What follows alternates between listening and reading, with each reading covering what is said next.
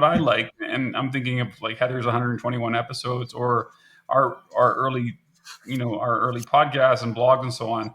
I love the idea that there's that layer of immortality that I can basically, what was I thinking back then? Like using AI and generative AI to basically encapsulate, to summarize, to provide analysis to some of those early ideas in a way that we don't have the patience for, to listen to it. Like, I think it's important to listen to it, but actually to make sense of it and an added layer of sense of it. I think that's amazing. I think, and I'm thinking a lot of this, as I grow older and, thinking about my legacy for my kids, like I wish I had published more. Like I wish I had written more, because it's a glimpse into my humanity. And if, my kid wants to have a conversation with me at some point, they'll do it through the records that I've basically provided. And if that's not some sort of, proposition or proposal or reason to be open and to publish, often, I don't know if there is one.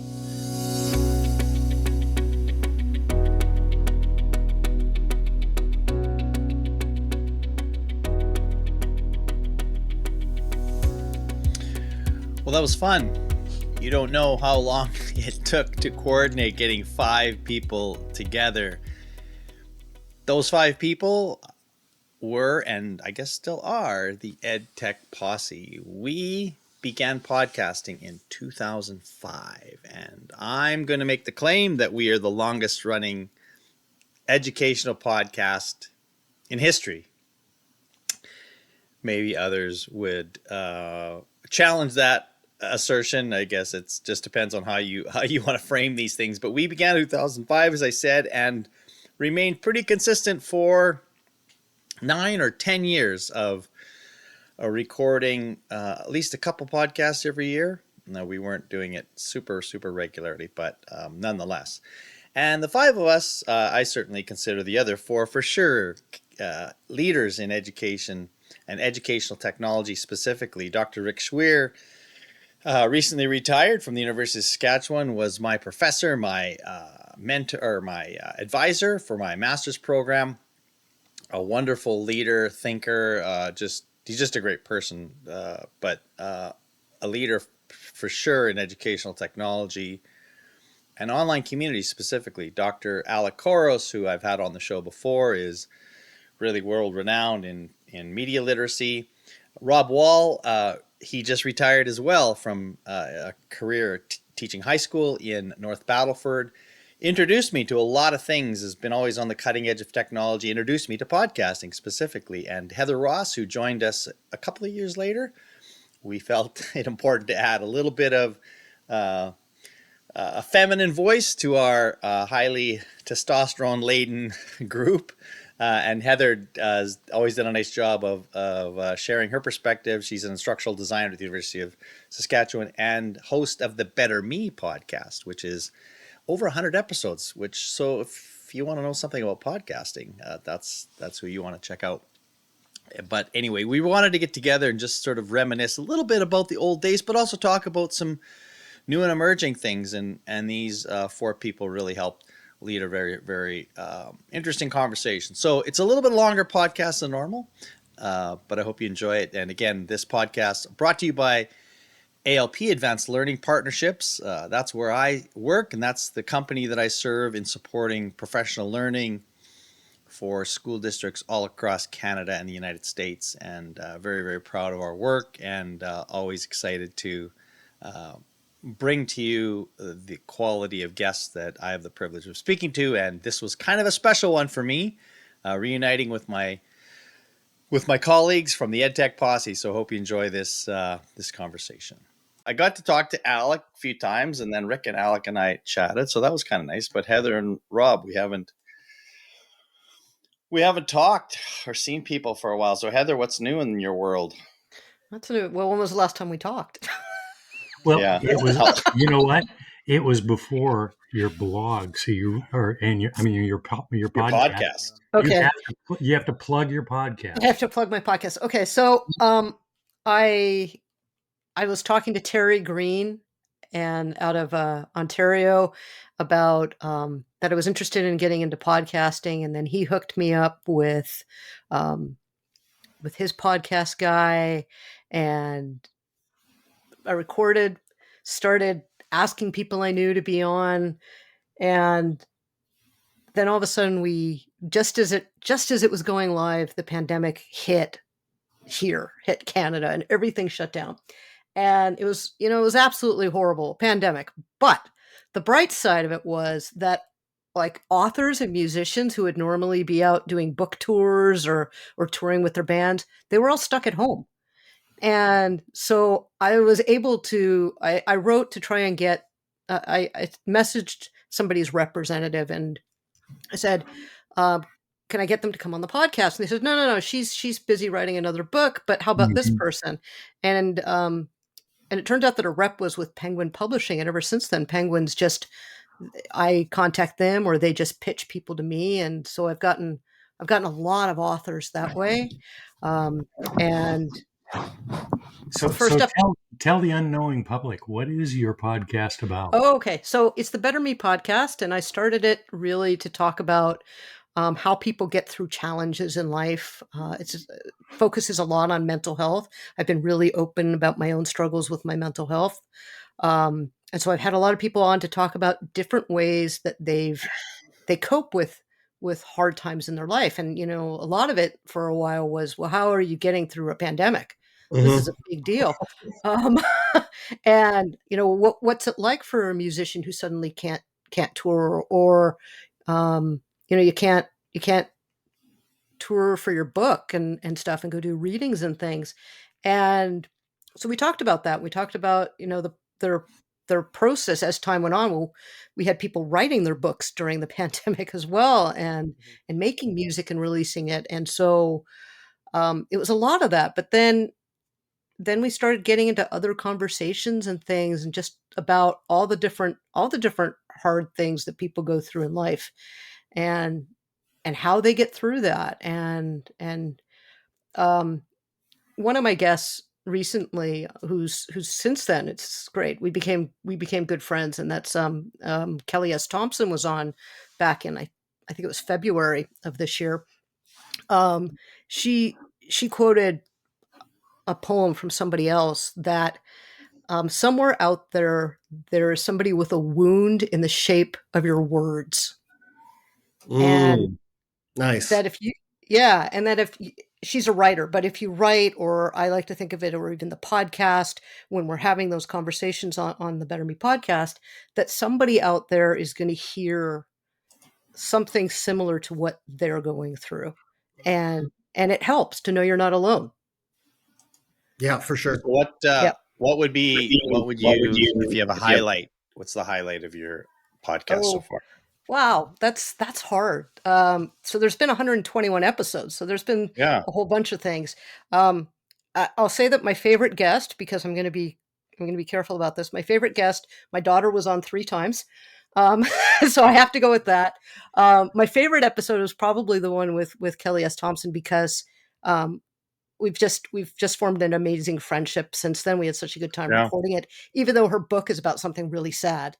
I had Gabor Mate on for my 100th episode, and so that was a highlight.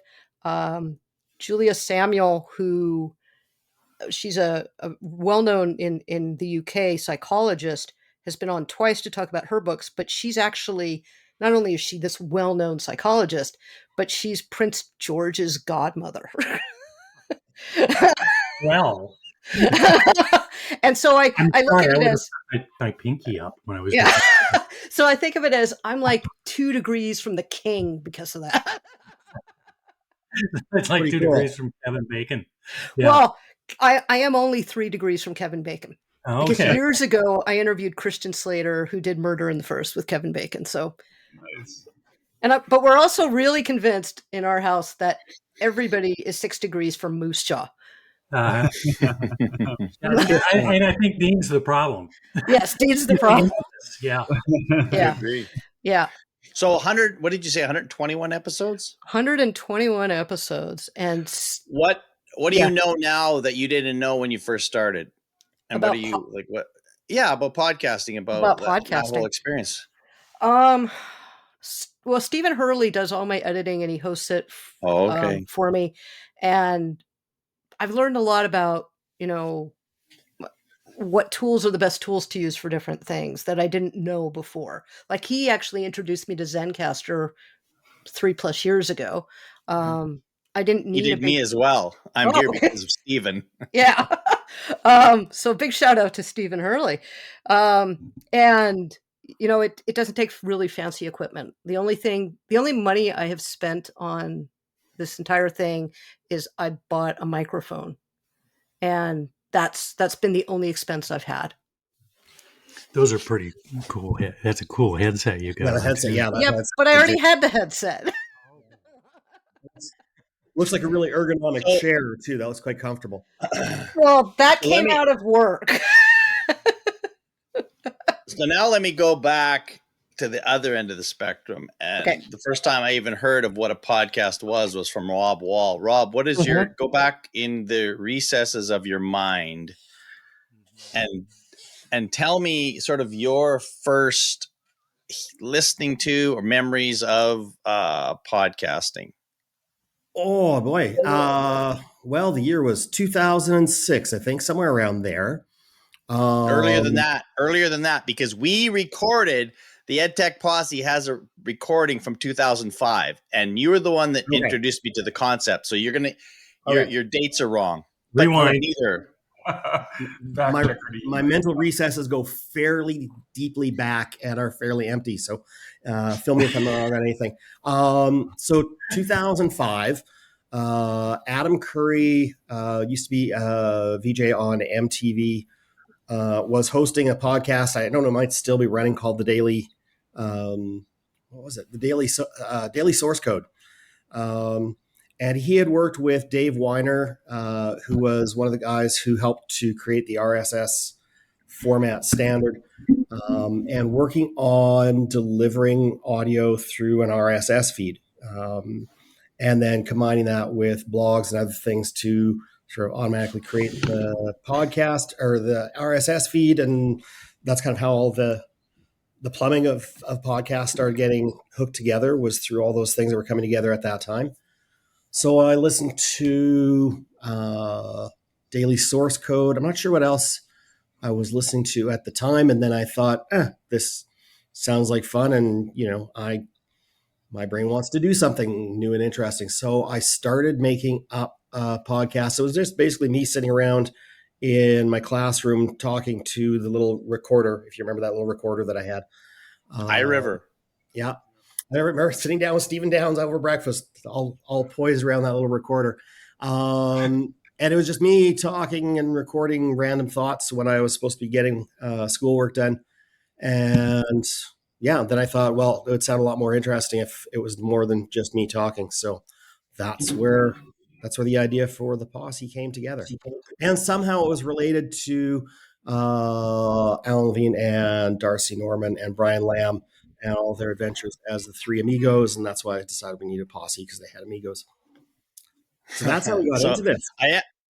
I am fact checking a little bit as you speak, and you did have it right with Adam Curry. Daily Source Code was the name, and the two of them combined. I mean, there were some earlier sort of pieces that like the RSS connection and some other precursors of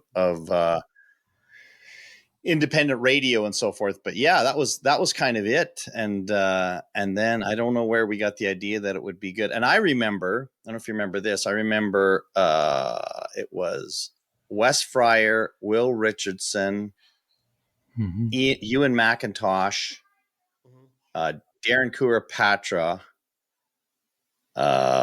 maybe Tim Wilson and Tim Lauer. Those names are kind of maybe bundled together, but they did a Skype recording.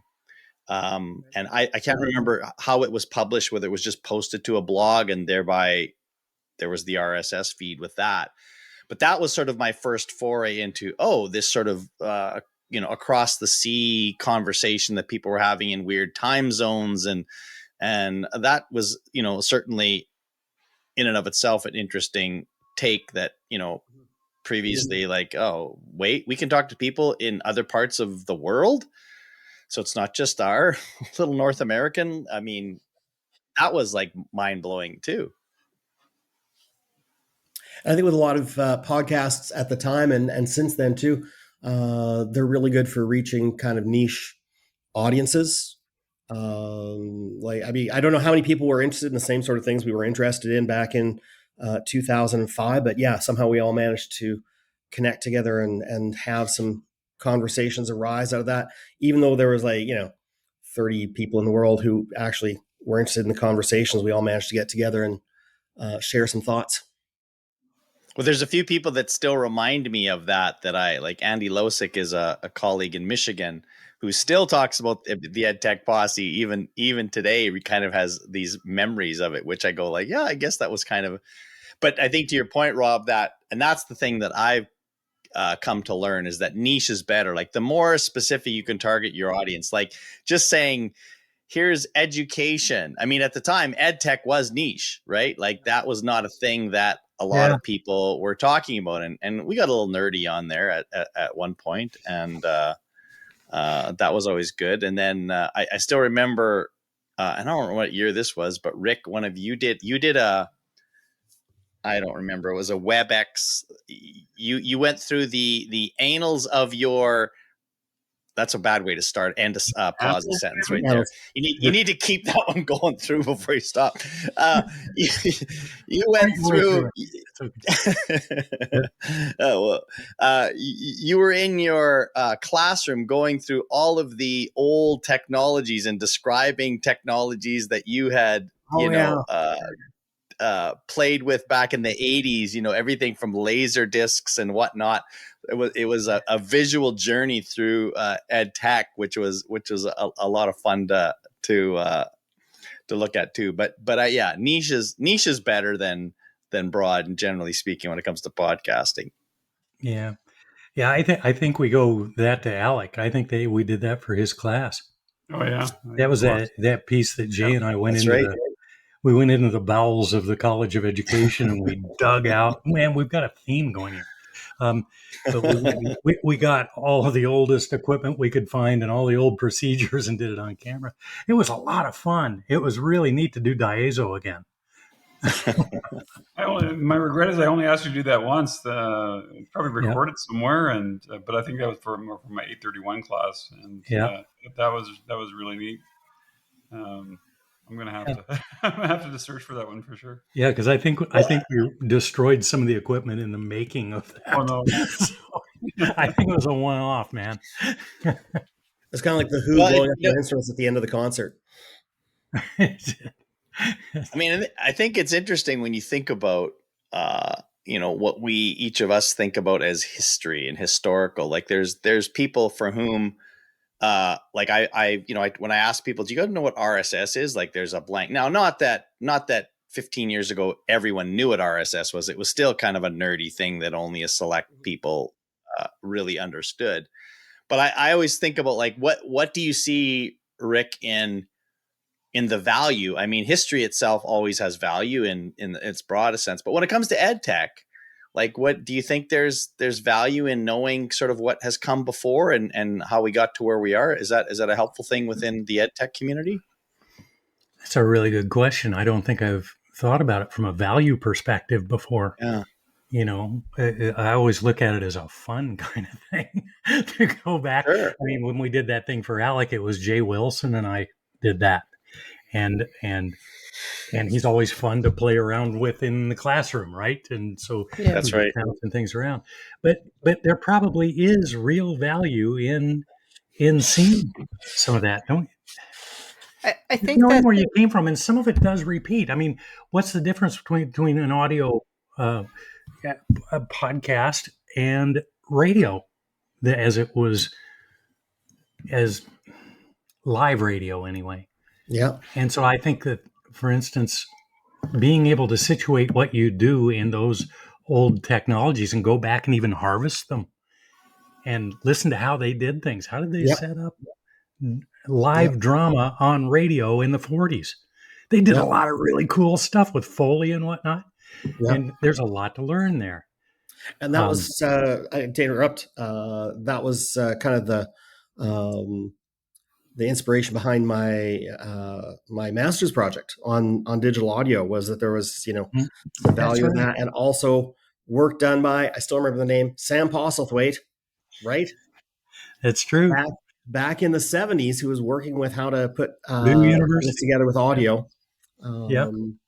And we're repackaging it with different technologies, but the communication modes are still audio or visual or face to face. And there's been a lot of work in the past about how they work well to for instruction, for entertainment, for people's learning and Mhm. edification. So a lot of lessons in the past.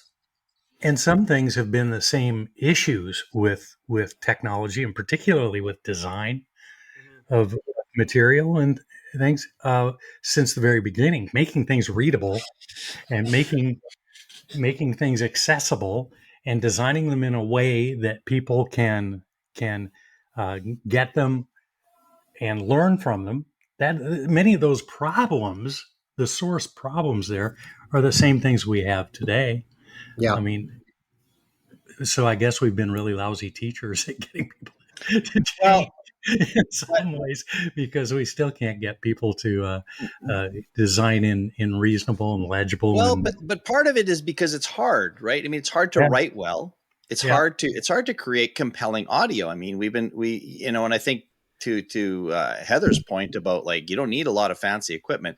I mean, really, if you think about the mediums of text, of audio and video, I might make the argument that audio has changed the least in terms of like all we want to do is listen. We just want to listen to people. And in fact, your take on Foley and those kinds of things in the past was almost more elaborate than what a lot of a lot of the oh best yeah, podcasts are today. I mean, if you look oh very at the much, top ranked podcasts, they're from the technical side of it, there's nothing happening there. Like right. it's just people that can yes, the NPRs and people that are spending time in a narrative production, there's some of that, but a lot of whether it's the Malcolm Gladwell's, the Joe Rogans, those kind of people that are garnering big audiences, they're not doing anything fancy, they're just talking. They have stuff like this, and here. Well, there you go. Stuff like that. That makes it a professional podcast, and a little bit of canned laughter here and there. Alec, is that the audio version of things flying in and out of your PowerPoints? Basically, yeah. I need to bring a glass in here somewhere at some point. Yeah. I was thinking about what Rick was saying with learning about where we've come from with technology and educational technology. I think, yeah, it's important that we learn where we came from, and there's lots of things that are coming back around, as you said. But I think sometimes it's also a reminder to us that um, some of those things that are no longer being used at the time, a lot of people were saying this is going to change everything. Yeah. And it's that reminder that, hey, it didn't, so let's see about this before we pass Mhm. that kind of judgment. Mm-hmm. Yeah. Wasn't it Thomas Okay. Edison who said that film was going to make formal education obsolete? Who was that? Sorry. Wasn't it Thomas Edison? Oh yeah, it was Edison. Yeah, I think it was. Mhm. You're going to have to lick them, like you have to beat up kids basically to keep them out of school. That was going to make Yeah. it so appealing. I think you got to lick Yeah, them to keep them out. I think you're right. Mind you, I do remember. I think it was Joe Brennan, who's a retired educator from Chicago. He was big with. He did a lot of storytelling with Apple and so forth. He told me he was a Spanish teacher, and he told me that he recorded himself. I don't know, just sort of delivering a lesson, nothing elaborate, but he recorded it, and he put it in the VCR back in the day, and he played it, and Yeah. he said the kids were just rapt with attention watching him do the thing that he did live. So he never was able to sort of process what in the world, like how does that work? So there's something just sort of, I guess, about screens that are attracting us. But I wondered about, like, when you think about, I said that maybe audio hasn't changed, and I'll pass this over to our resident AI expert.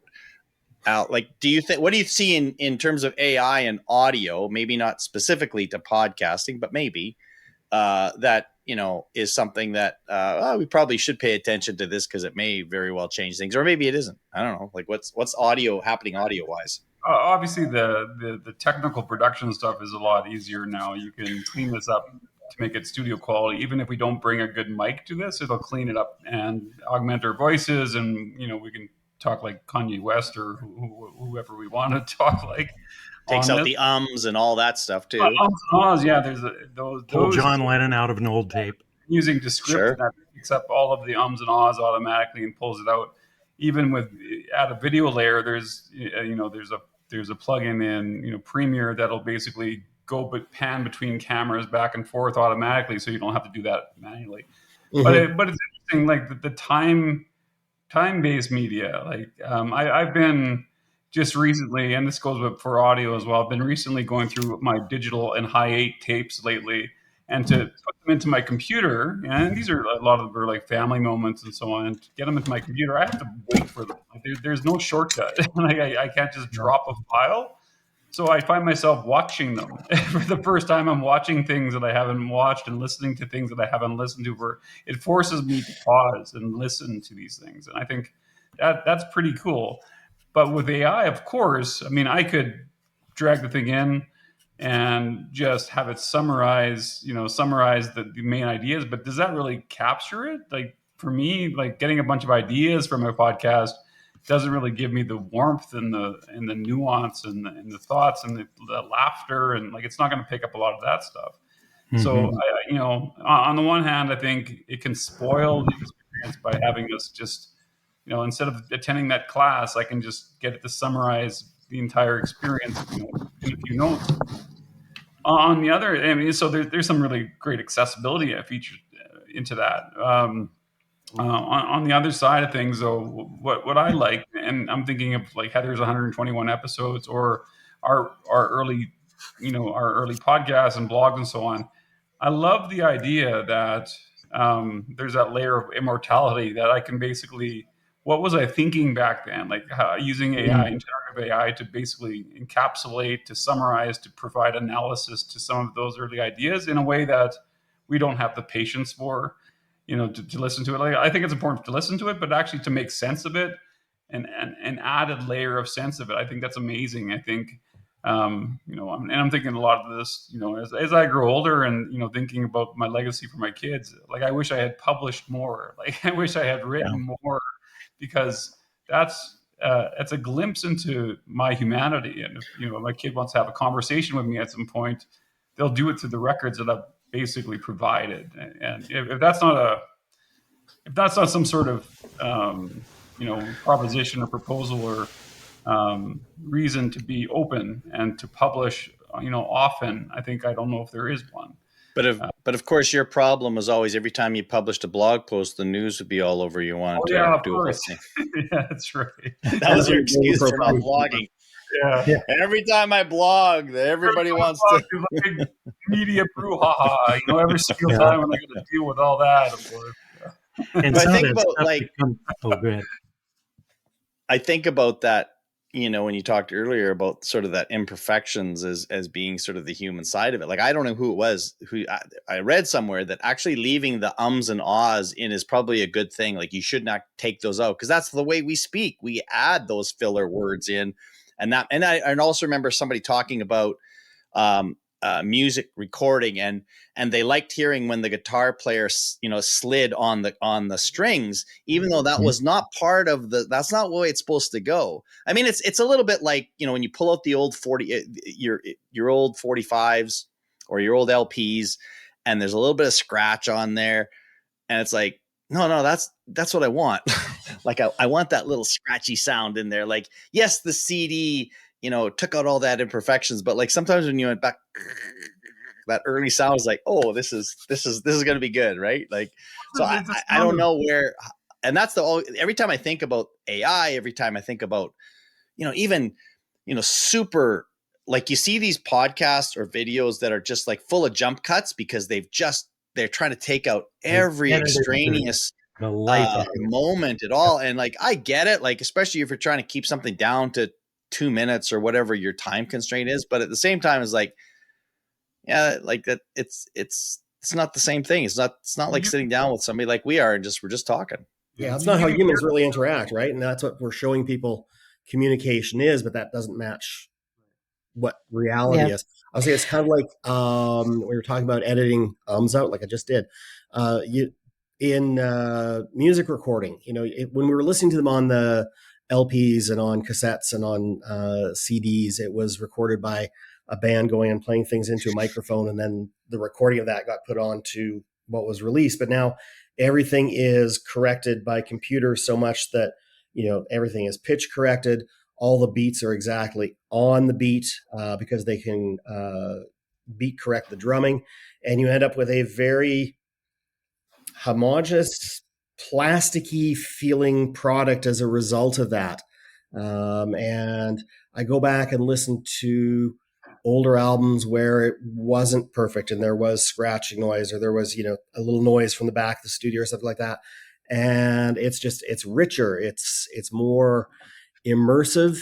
And it connects, I think, deeper than something that is so processed that it's not a real thing. It's a simulation of a real thing. So you have those videos that are highly produced and edited to get down to a main point, but it's a simulation of a discussion. It's not an actual discussion in some ways. And it's interesting that that's what people are consuming and seeing as a model of discussion is something that is a highly created product.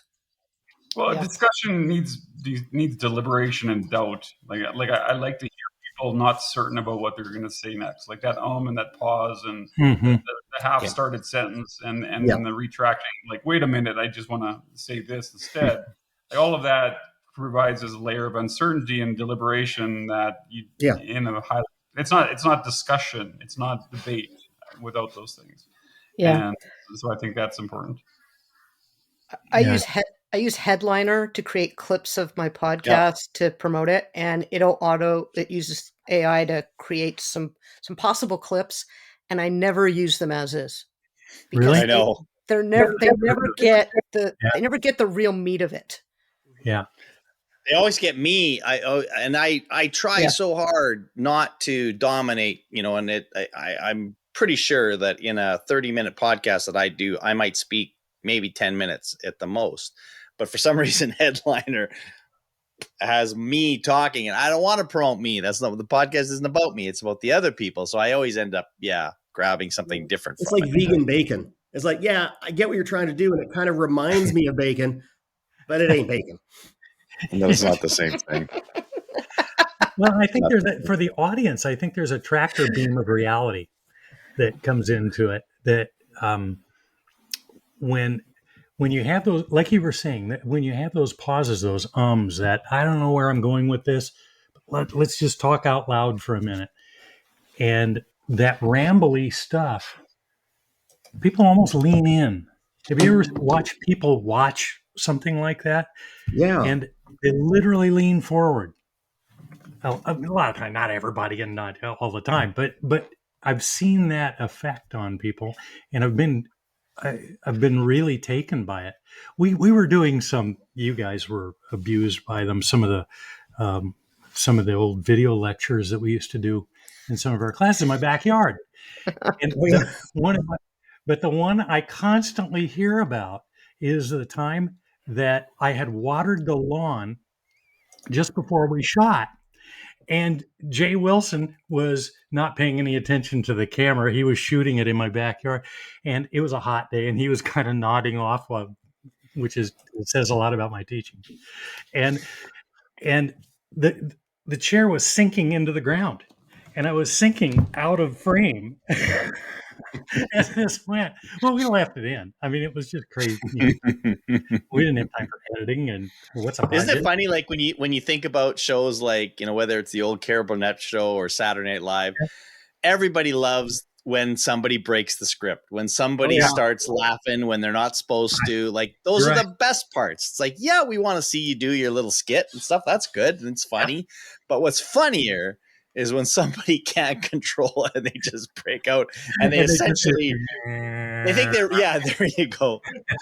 They yeah. ruin the script. There's in fact there's a I don't I know what it was. It was a Bob Newhart has a bit where, and I don't remember, it's a bunch of people that were wishing somebody a happy birthday. I don't remember who it was. So everybody sent in a little video clip, and that was Bob Newhart's thing. He couldn't, he was playing the dumb old man that didn't know how to work the camera, and the camera started slowly, and he was wishing this person a happy birthday out of frame. Brilliant. Classic. He's brilliant. Rick, that clip that you mentioned with the syncing camera, I use that story as an example to students when I was teaching video production. I use that as an example of why, even when you're just going and recording yourself talking on camera, you always have somebody along to monitor the video as it's being recorded so that you can actually see what's going to be seen in frame. Yeah, unless it's a hot day and they're asleep behind the camera. Yeah. Yeah. But thank you for that example. Teaching moment. Going back to that, when you talk about the design challenge, or like, what is it that we're really trying to do? I mean, it's all about communications and how we communicate. And I still, when I think about video production, and, I've experienced lots of evolution with that. I remember the first time the school got, a giant camera that was, like that, like but it was, I'm sure I was like a first or second year teacher, like early 90s. And I went to, I might have been one of my first conferences, and they showed a clip from Apple. And you probably remember this clip about the kid it was show and tell. It was called Show and Tell. And he goes up and he says, the kids are all talking about their trips, and they show their little trinkets, and this kid, sings lights, and they turn off the lights. And then he and his dad had put together this video of their fishing trip or whatever. And then the end of the video is the kid says, "Can I go on vacation with you guys next year?" And like that video, that little, whatever that was, commercial, that was like, I was in awe of, like, you can do that. Like, you could create a video like that with, like, I want to do that with kids. That was like, to me, is like, let's go. And that stuck with me in terms of, like, it was just, and it's funny, you talked, Alec, about looking through old tapes. So we had a little family reunion this past weekend, and I was going through old VHS tapes, and I did a history of our family 20 years ago, 2004. So this would have been right in the middle of my master's with you, Rick, when I put this together. It was 25 minutes, and it was all sort of Ken Burns-ish, there was no video, and it was all stills.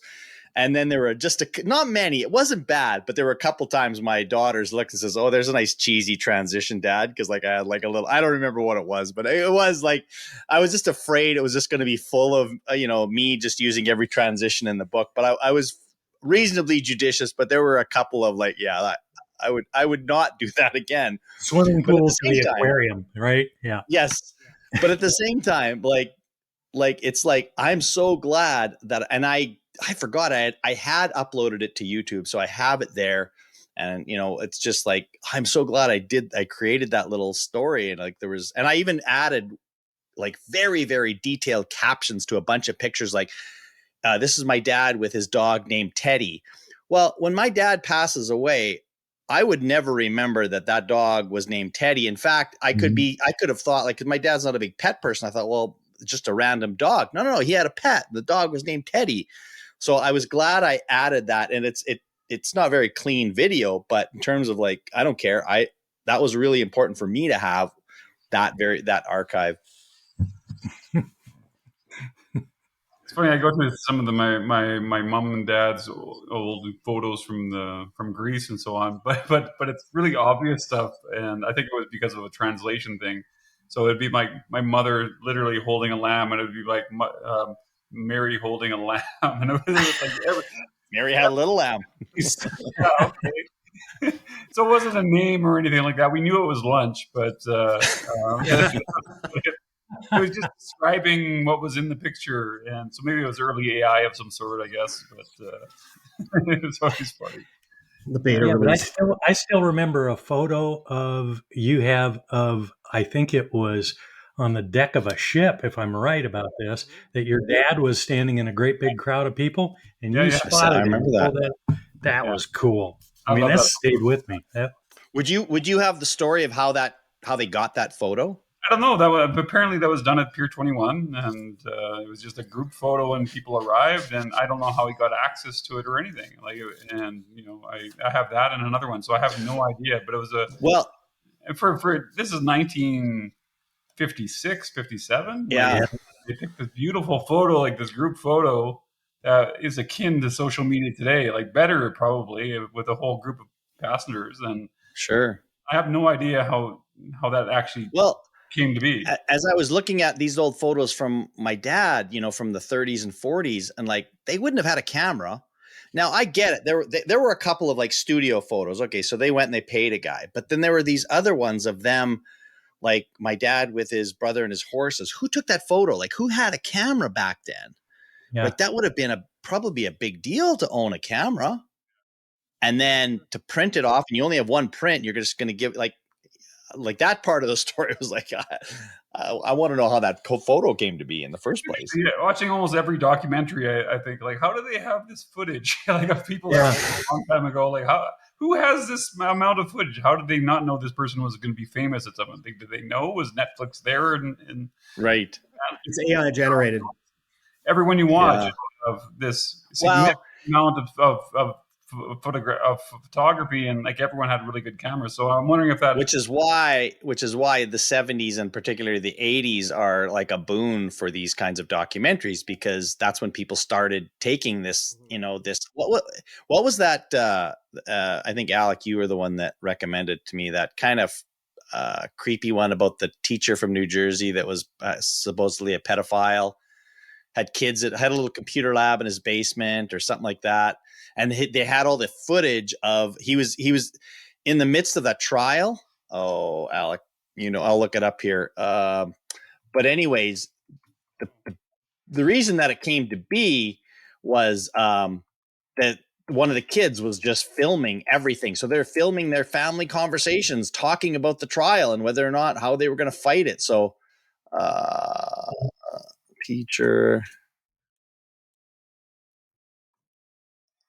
Oh shoot! Capturing the Freedmans.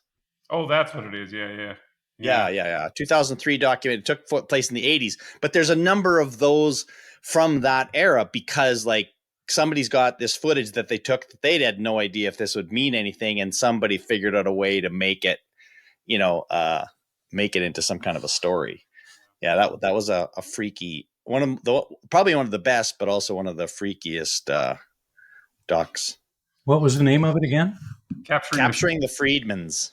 FRIED. Yeah. Okay. Yeah. Do you think if you've not because seen the that one. tools are so easy to use now and so present, do you think we have started to over archive our lives? And are we spending too much time putting the energy into archiving our lives to the detriment of living them? Ooh, good question. Rick, you have thoughts on this? We have a problem in our household. My wife takes gigabytes and gigabytes of photographs every year. The point where, I mean, we're talking, 100 gigs of photos a year at least, and it's grown over time as the quality of the cameras has grown. Yes, so exactly. has the data storage requirements, and so literally every year now we have to take the entire photo library, dump it onto a backup drive, okay, and then in order to retrieve any of those memories, we have to remember what year it was and go sifting through all that stuff. Yeah, and it was so much easier when we had 25 pictures in an album. Yeah. I'm not saying we should go back there. And how often do you go through and just look at retrieval have? Pardon? I was asking, how often do you go back and actually look through those things? What's the impetus for recording so much all the time? just the fireworks. I don't know. Karen, she'd have to come up and defend herself. Okay. No, I'm not saying it's wrong or anything like that. I just think that it's a habit that we got into when it was, we only get the camera out when the family's all together one time a year. So we better make sure we do the picture. And that instinct is carried on to the point where we're just micro archiving, every detail of our lives. Yeah. And our attention is on the archiving, not on being in the moment. And I do think that it creates a retrieval issue when you want to know when did we have that barbecue and Alec was in the backyard and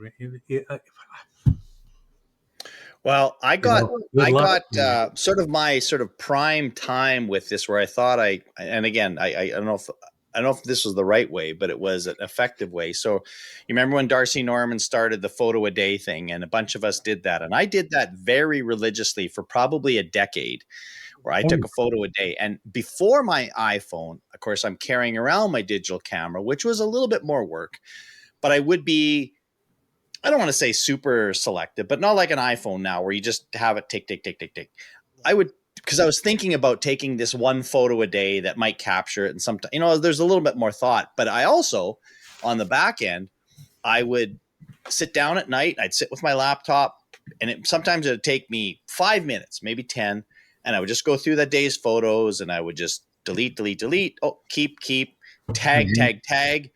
And for a while, and I still, to some degree, can do it pretty well. Like if somebody says who was Alec at the barbecue at the time of the thing, my tagging system was so good. And I was, when I was giving presentations, I'd be working with somebody that said, how'd you find that photo so fast? Oh, I know where it is, because I had that thing tagged perfectly and I could find it. And it was awesome. But over the last few years, I've just gotten lazy and I've just sort of synced my photos with Google. And so everything gets dumped there. And then my wife, who just lives in a different world that none of this stuff matters, but she takes 1 billion pictures and she says, why is my iPhone saying don't have any storage left? Yeah, because you don't ever delete your pictures. Well, I don't want to lose my pictures. So then I hook her up to Flickr. But she takes 1 billion pictures of a quilt. And so, and like, it's just a mess now. So that Flickr has all my photos, 40,000 photos, but it is a giant pigsty of a mess. And I don't know how I can still find those older photos, but things of the last 3 years. That's kind of like dementia. Well, a little bit. Now I don't know if Flickr's doing this as well as Google, because I have some of my photos on Google. Like Google does the faces thing, and you could type in, golf, and it'll pull up golf photos, right? Even though I didn't tag them that way. So that's a helpful thing. But I don't know, Rob, I feel like I am so, like, I do go back and look and I just have to probably just do a better job of curating. Like I might have, of course I got more photos of grandkids than anybody could possibly have, but I favorite the ones that this is the one, I don't want to forget this one. And I'm pretty good about doing that and having that. But Alec, I mean, I think. Oh, yeah. Sorry. You finish your thought. No. Well, I was just going to say it's retrieval that I think is perhaps. I mean, it is. But then there's another side of this too, where I see my kids not taking the same number of photos that I do. Like they are more judicious, and they don't take like when we had our family reunion. They didn't take their phones out because there's other people taking pictures. What do I care? I'll get them someday if I need them. So yeah. Alec, I was just wondering if that's a good place for AI. Well, yeah, and I mean, it's already being done in times in your Apple albums, like it identifies faces already and so on. But yeah, what is the GPT situational stuff and image and like video analysis is going to be huge in all this, and I think that's part of what's happened. Like I still. With my email, I still put things in folders, and I don't know why I still do that, because it doesn't really matter a whole lot, but I'm still really into organization. And I did that for the longest time with images, but I've become lax with that for the longest time because I know, it's the system's going to figure it out with it. I don't need to do the same sort of meta tagging and so on that I've done in the past, because it's going to detect those faces. Although it's interesting how my kids sometimes looks very similar, and it gets them mixed up once in a while, and so on. And of course, if you look for me on the internet, it's mostly fraudsters and imposters anyway. So it's an interesting time to be alive for sure. Yeah, when it comes to image identity and so on. Heather, do I remember that you did the 365 project for a while? I did, but I didn't do it very long. Yeah, I was lax too. Yeah. Yeah. I have, No decade here. you know, No. I have a teenager now who doesn't want me she doesn't want me taking her picture all the time. So there's a lot of pictures of the dog. But I do wonder, and I feel this as I get older.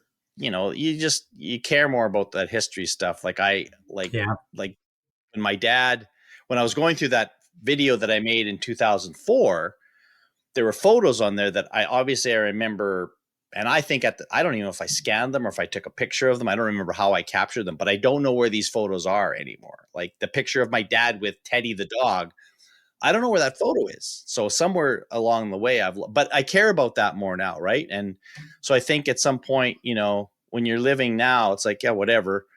But you get older and you think, oh, Jim, I'm glad I have that little. I mean, it's like our EdTech Posse thing. Like I found that 2005 podcast and I listened to a little bit of it. And I thought, well, wasn't that, I'm so glad I have that, right? Like that, I'm grateful to kind of be able to think about that. I have my mug. I have my mug. I have my mug. Yeah. That's what matters most of all was the mug. Yes. Yeah. That was a Box prize even had item. swag. That was fun. We even had swag.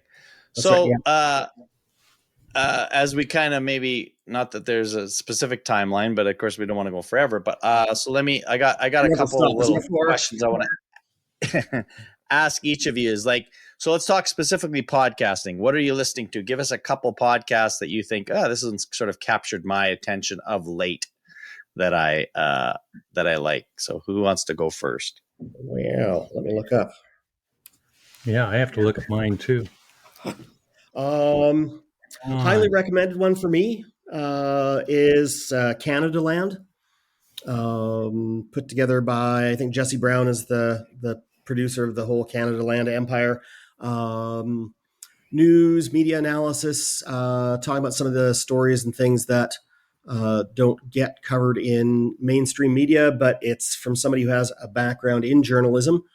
So it's not just, there are some podcasts where it's people sitting around talking about ideas that they have no basis for claiming any knowledge in, but the people on CanadaLand are journalists who do due diligence with their reportage. So that is one that I would definitely recommend.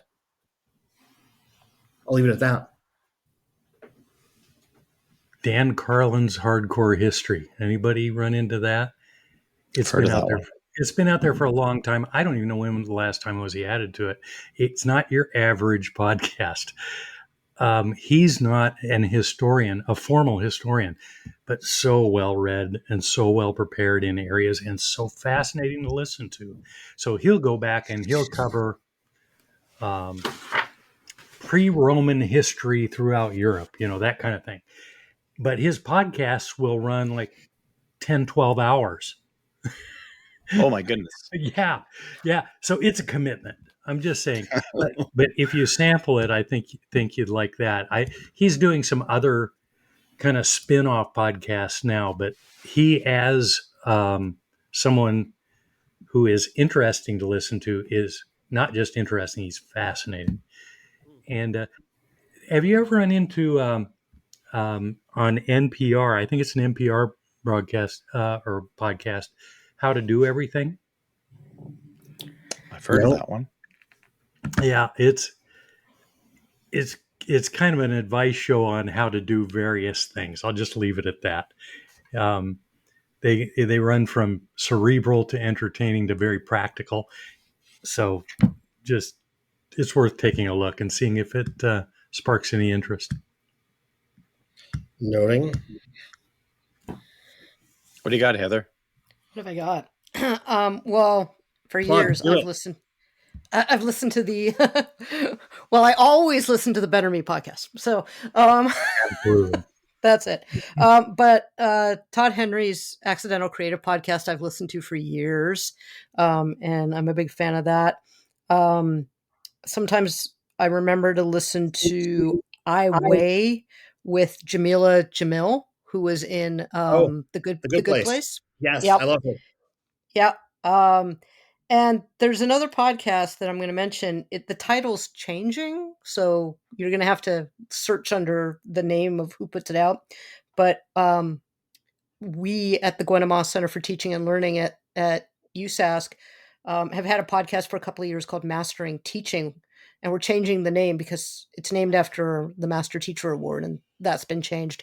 And so we're changing the name of it, but every year we interview award-winning instructors from the university and get them to talk about their teaching practice and how students respond to it, and it's really great. There've been some just amazing conversations that we've had with professors on there and sessionals and so forth.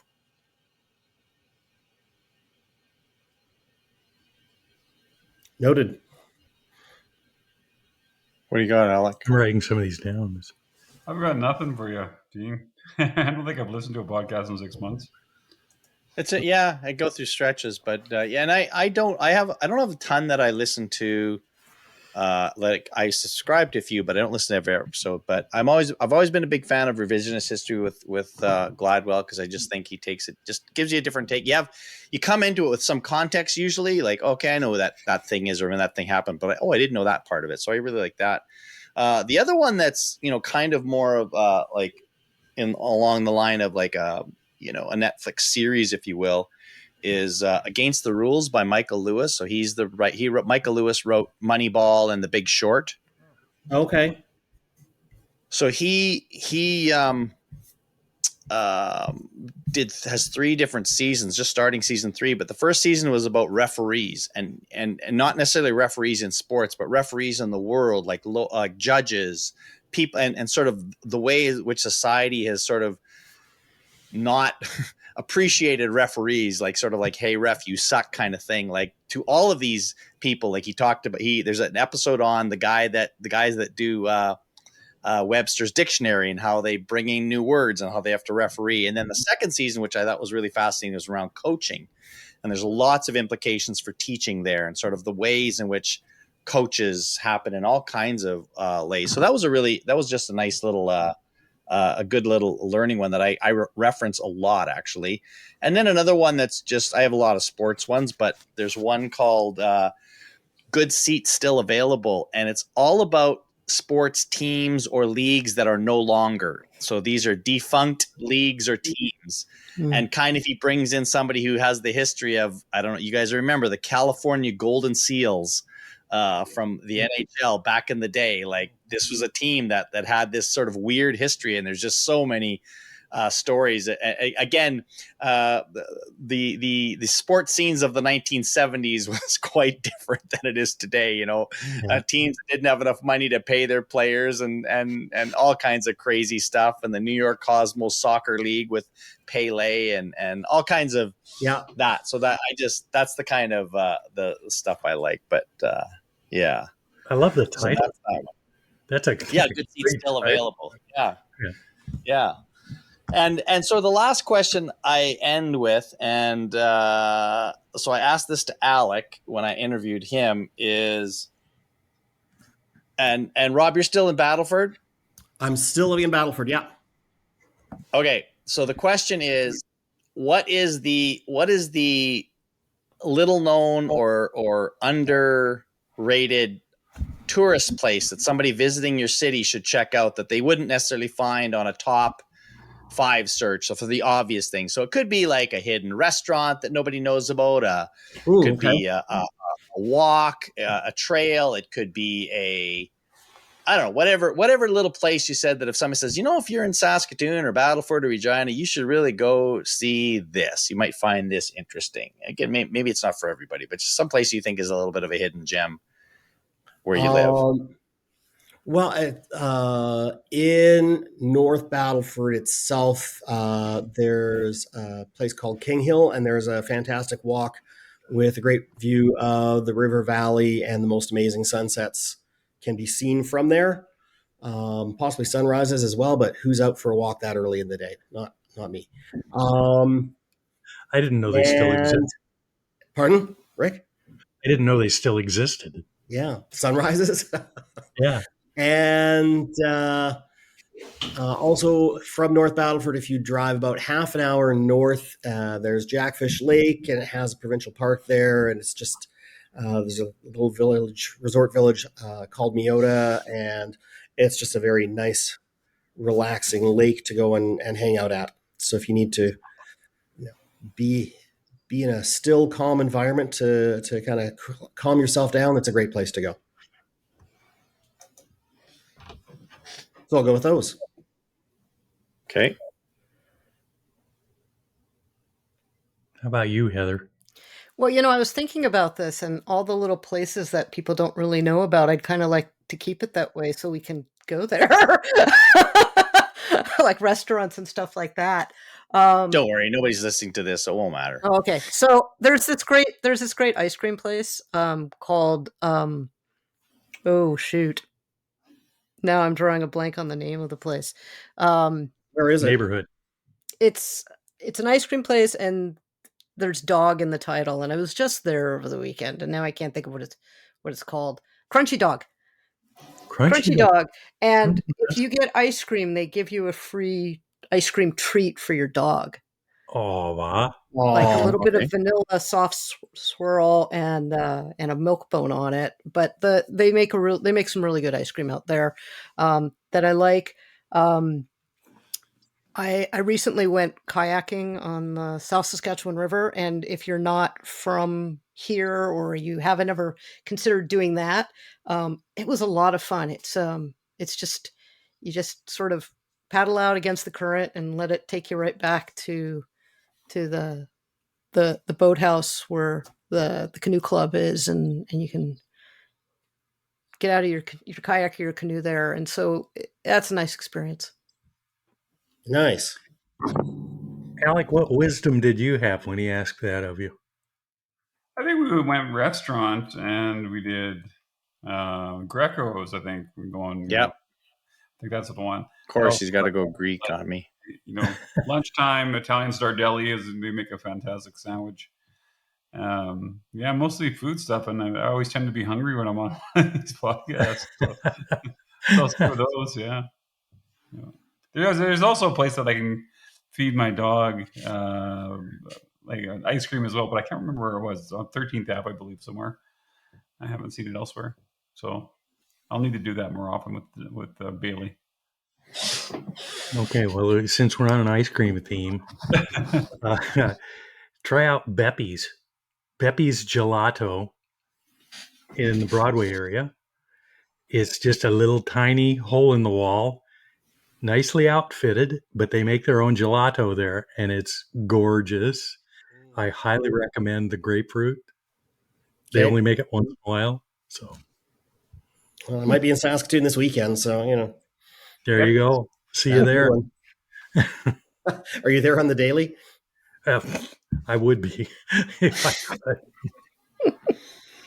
We bought a fairly expensive ice cream maker, and then for this family reunion, my wife made strawberry, banana, coconut, vanilla, Oreo. We had a lot of ice cream, and it's very good. So I don't need any more ice cream in my life right now. Come on, branch out. I'm a bit of an ice cream fan, but anyway, I see a little one, a 3-year-old, banging on my door that wants Papa. Priorities. So it might be time. You better get going. Okay, I'll go. Hey, thanks you guys for chatting. This was fun, and I think we will do it again. This is not the last time.